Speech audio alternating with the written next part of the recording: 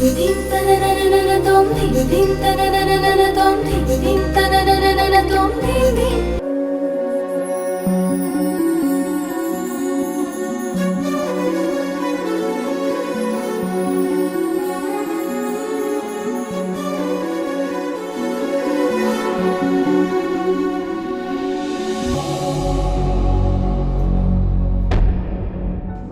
జాతక ప్రభావం ఆయన మీద పడకూడదంటే ఆయనకి దైవం తోడవ్వాలి. దానికోసమే పూజ చేస్తున్నానత్తమ్మ.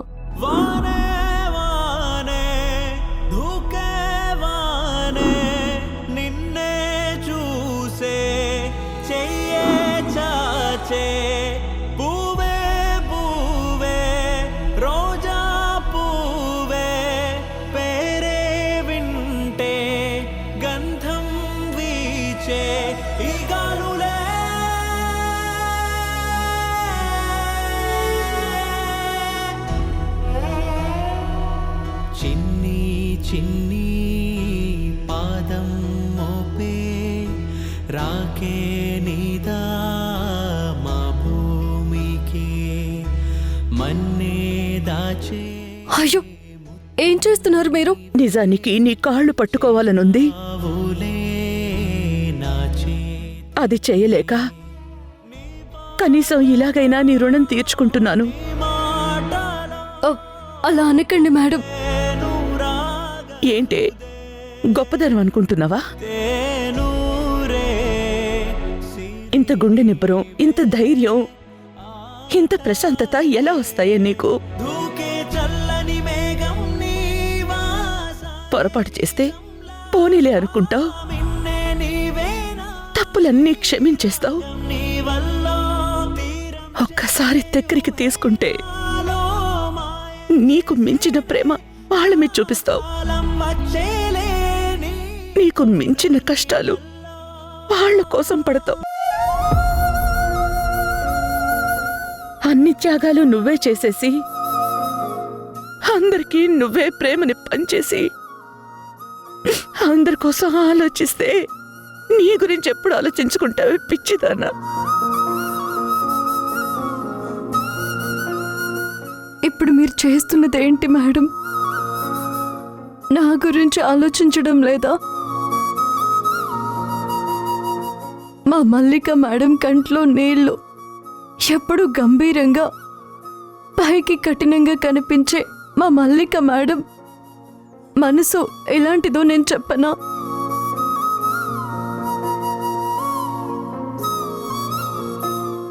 మీ చేతిలో ఉన్న వెన్నపూసలాగా ఇట్టే కరిగిపోతుంది.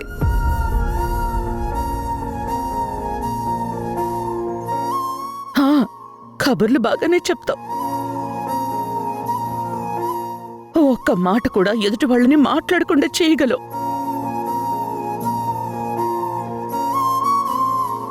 చివరికి అందరినీ అన్నిటినీ వదిలేసి నువ్వు హాయిగా వెళ్ళిపోతావు.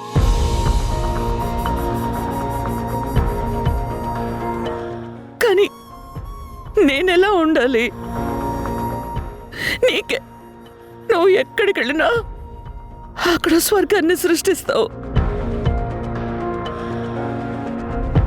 నువ్వు వెళ్ళిపోయాక మాకు మాత్రం ఇల్లు నరకమే.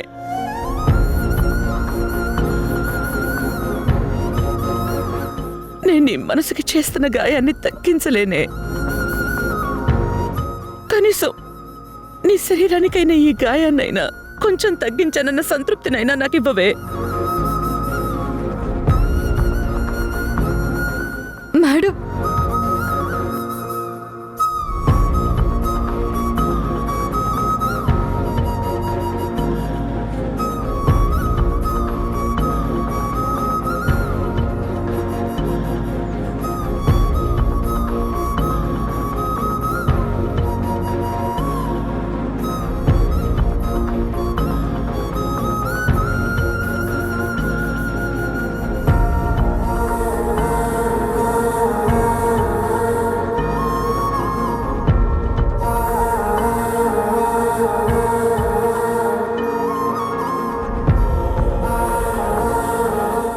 ఇంకెక్కడికి కదలకు, రెస్ట్ తీసుకో.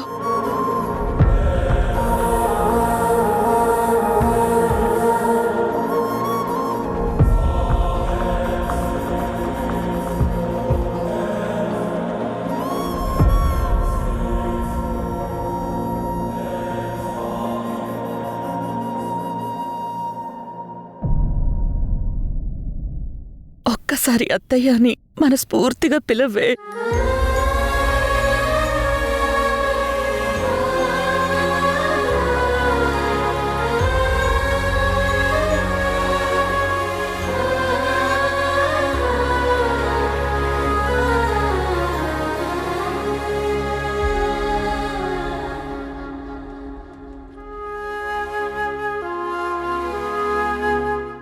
అత్తయ్య కాదు, అత్తమ్మ అని పిలుస్తాను.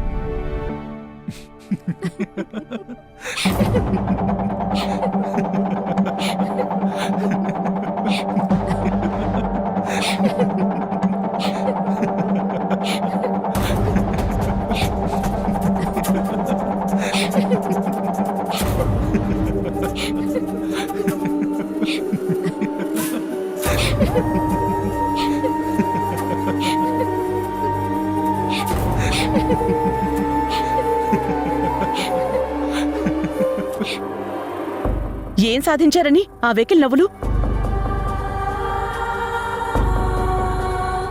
చూడు గ్రీష్మ, కేవలం వాడికి యాక్సిడెంట్ అయిందని చెప్పి వాడు నువ్వే కావాలి అనుకుంటే నేను ఎక్కువ మాట్లాడలేదు.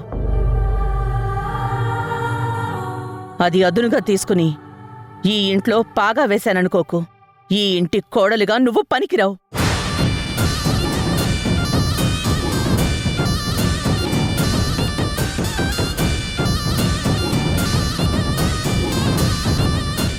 మరి ఎవరు పనికొస్తారు? నా ప్రాణానికి గండంగా మారిన ఆ వసుంధరనా? ఇక చాలు ధ్రువ. మనం జాతకాల్ని నమ్మినంతగా మనుషుల్ని నమ్మం. ఎవరినైతే గండం అంటున్నావో తను నీకోసం ఏం చేసిందో తెలుసా? గుళ్ళో పొర్లు దండాలు పెడుతూ అఖండ దీపం నెత్తిమీద పెట్టుకుని నిప్పుల కొలిమి దాటిందిరా.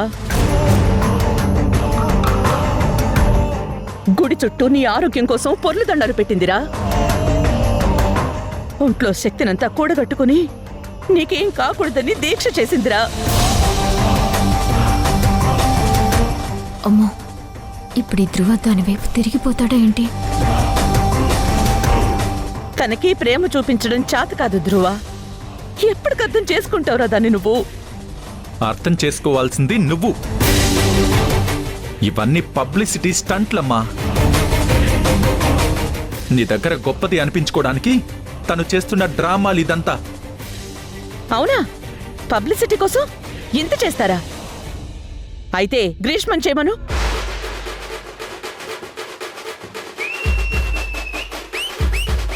పోనీ పబ్లిసిటీ కోసం కాదు, నీ కోసం ప్రేమగా చేయమను.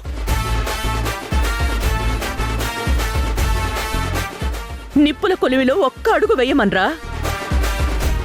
ఏం గ్రీష్మ, చేస్తావా?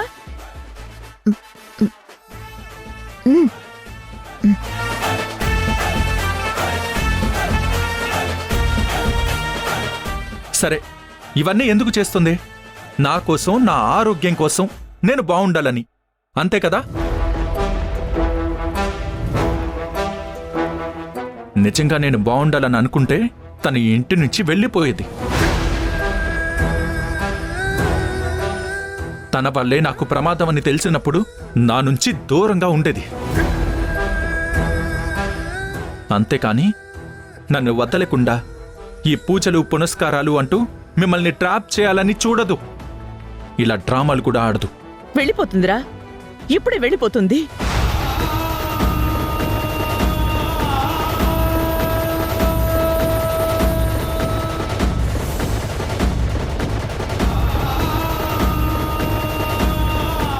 నీ నుంచి, మన నుంచి దూరంగానే వెళ్ళిపోతుంది.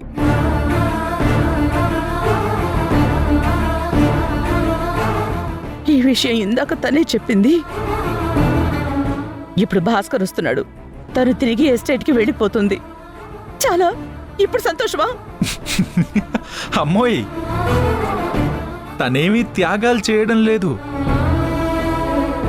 తన వల్ల జరుగుతున్న నష్టానికి తను వెళ్ళిపోవాలని అనుకుంటుంది. అదే న్యాయం. అవునా? అయితే తనకి నువ్వు చేసిన దానికి మరి న్యాయం ఎలా చేస్తావు ధ్రువ? అది మాట్లాడుతున్నప్పుడు ఇది కూడా మాట్లాడుకోవాలి కదా. అది నీకు ప్రాణగండం అయితే నువ్వేంటి దాని పాలిట యమగండానివి కాదా? ఎందుకు పెళ్లి చేసుకున్నారో వసుంధర్ని? అది తప్పు చేసిందని ఎవరో చెప్పిన మాటల్ని తలకెక్కించుకుని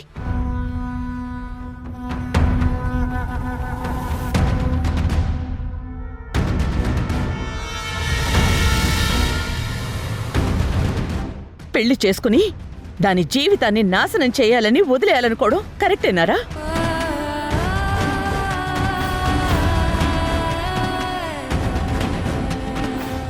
అయినా తప్పులకి శిక్ష వేయడానికి నువ్వెవరివిరా?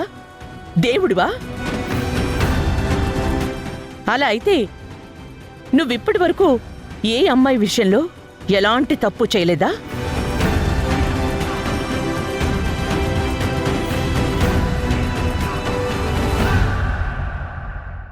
నువ్వు ఎదుటి వాళ్ళు చేసిన తప్పు గురించి మాట్లాడడం నాకు చాలా ఆశ్చర్యంగా ఉందిరా.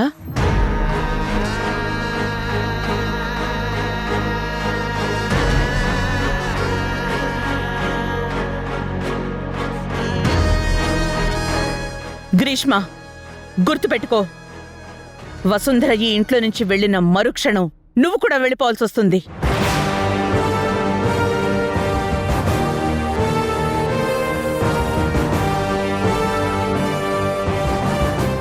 ఒక్క క్షణం కూడా ఈ ఇంట్లో ఉండడానికి వీల్లేదు. ఆంటీ, ధ్రువకి యాక్సిడెంట్ అయిందని నేనుండిపోయాను. తనకి తగ్గేంత వరకు చూసుకొని నేను వెళ్తాను. రోజుకి చాలా మందికి యాక్సిడెంట్స్ అవుతాయి. ఎవరికైనా నర్స్ కావాలంటే నీ ఫోన్ నెంబరే ఇస్తాను. వాళ్ళకి తగ్గేంత వరకు చూసుకునిరా.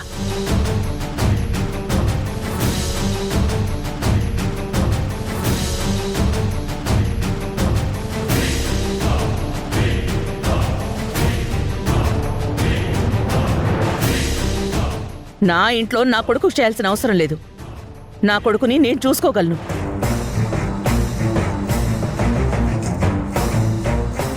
అమ్మా, తన్ని నర్స్ కింద ఈ ఇంటికి తీసుకురాలేదు. అయితే మరీ మంచిది.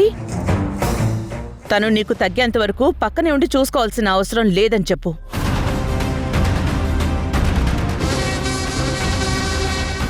రాసి పెట్టుకో ధ్రువ. వసుంధర ఈ ఇంటి నుంచి వెళ్ళిపోయిన మరుక్షణం నీకు అర్థమవుతుంది నువ్వు రాయిని పట్టుకుని వజ్రాన్ని వదిలేశావని.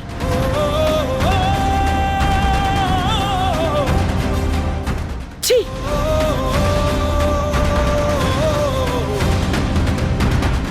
ఓహో, ఫైనల్లీ వసుంధర వెళ్ళిపోతుందా? అయితే నేను చేయాల్సిన పని ఇంకొకటుంది.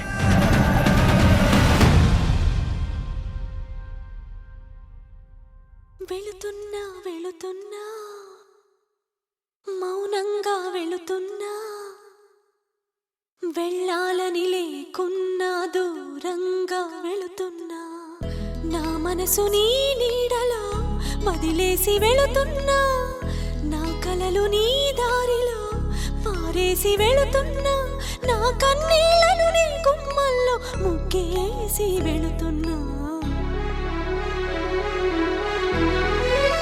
మీరు నాకు ఒక మాట ఇచ్చారు, నాకు ఉద్యోగం వచ్చాక నాతోనే ఉంటాను అని. నేను దానికోసమైనా కష్టపడి చదువుతాను. ఇప్పుడు మీరు ఇంకొక మాట ఇవ్వాలి. ఇప్పుడు మీరు నన్ను ఇలా ఏడుస్తూ పంపించకూడదు.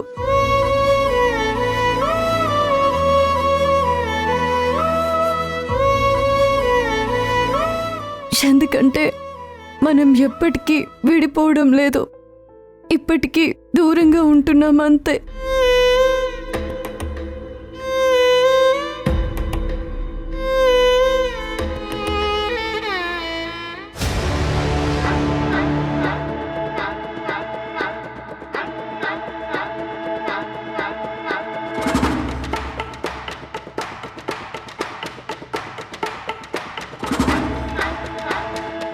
అమ్మా వసుంధరా,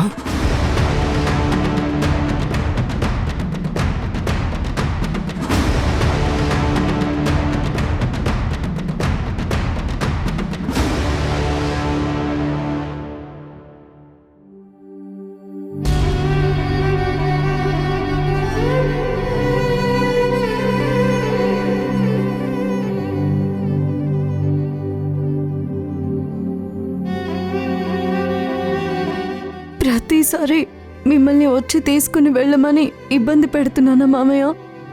నీకు 3 ఏళ్లప్పుడు మా అమ్మ చనిపోయింది. నేను ఏడుస్తుంటే నీ చిట్టి చేతులతో నా కళ్ళు తుడుస్తూ ఎందుకు ఏడుస్తున్నావని అడిగావు. ఇక మా అమ్మ లేదు అంటే అయితే నేనే మీ అమ్మను అనుకో అన్నావు. అప్పటి నుండి నువ్వు నాకు అమ్మవి. నీకు చేసే ఏ పని నేను భారంగా అనుకోనమ్మా. నా ధైర్యం కూడా అదే మామయ్య, నువ్వు నన్ను భారం అనుకోవు అని. ఉండండి, నేను కాఫీ తీసుకొస్తాను. కాఫీ ఏమొద్దమ్మా, కొంచెం మంచినీళ్ళు తీసుకొనిరా. మ్.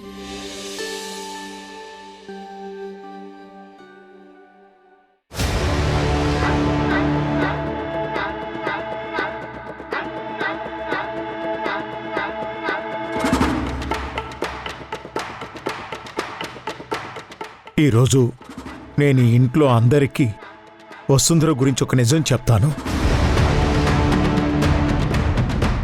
అది నీకు నమ్మడం, తట్టుకోవడం కష్టంగానే ఉంటుంది.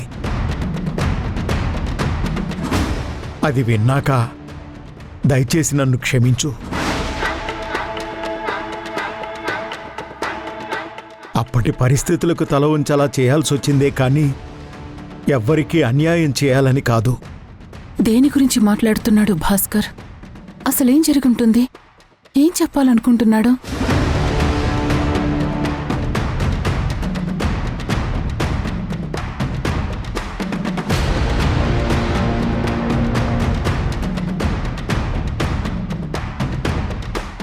అది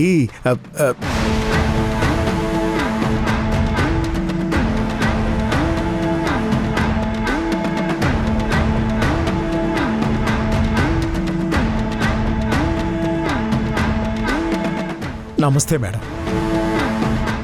నమస్తే భాస్కర్. కూర్చోండి భాస్కర్. పర్వాలేదు మేడం. పర్లేదు. మీరు వసుంధరకి మామయ్య. కూర్చోండి.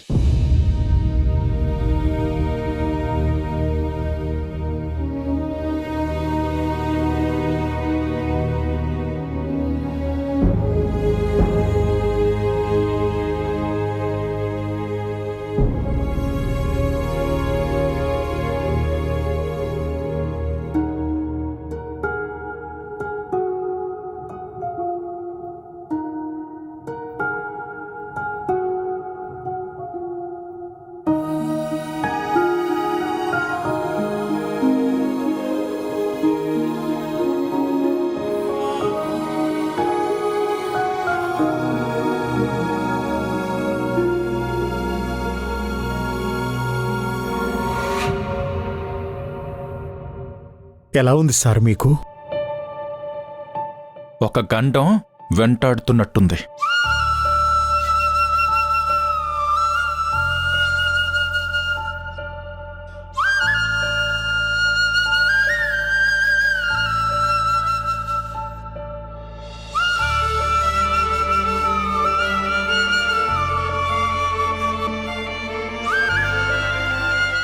నమస్కారం అమ్మా.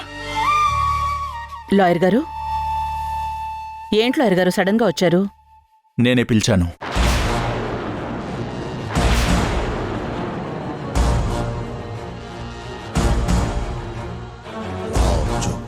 ఎందుకు? వసుంధర వెళ్ళిపోవడం అంటే ఈ ఇంట్లోంచి వెళ్ళిపోవడం కాదు, నా జీవితంలో నుంచి వెళ్ళడం. భగభగమని ఎగసిన మంటలు ఏ కాంతి కోసమో,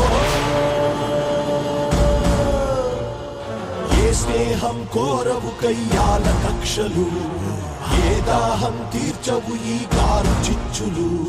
ప్రాణమే పణమై ఆడుతున్న జూదం ఇవ్వదే ఎప్పుడు. అప్పుడే కదా తన ప్రభావం నా మీదుండదు. విజయం వెదుకు ఈ వినోదం పొందదే ఎప్పుడు మేలు కొలుపు వెళ్లే ముందు ఆ విడాకుల కాగితాల మీద సంతకం పెట్టి వెళ్ళమను.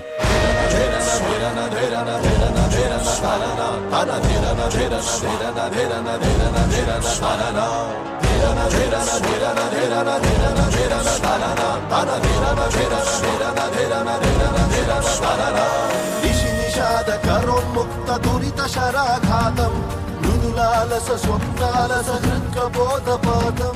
నీకు యాక్సిడెంట్ జరిగిన రోజు గుర్తుందా? ఆ రోజు యాక్సిడెంట్కి ముందు నీ భర్త నీ బిడ్డ ప్రాణాల్ని కాపాడాడు. నీ ప్రాణం ఇప్పుడు ఎవరు వెళ్ళిపోతుంటే విలవిల్లాడిపోతుందో తనే ఈ వసుంధరే నీ కూతురు.